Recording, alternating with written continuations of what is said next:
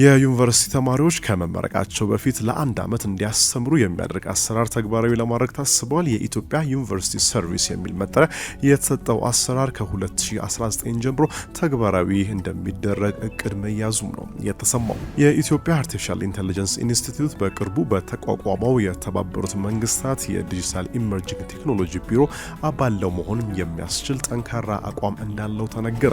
አትክልትና ፍራፍሬን ሳይበላሽ ለማቆየት የሚረዳ ማቀዝቀዣ ያላቸው መጋዘኖች እጥረት መኖሩን የኢትዮጵያ ሆርቲካልቸር አምራችና ላኪ ማህበር ገለጸ። በአዲስ አበባ የኦዲት ክፍተት በሚገኝባቸው ተቋማት ላይ የእርምት እርምጃ አወሳሰዱ ክፍተት አለበት ተባለ። የኢትዮጵያ ንግድ ባንክ ባለፉት 8 ወራት ብቻ 264.65 ቢሊዮን ብር ብድር ለደንበኞች ማቅረቡን አስታውቋል። ያራዳ የደቀሰው ስብረ ሰውሮች እነዚህ ነበሩ።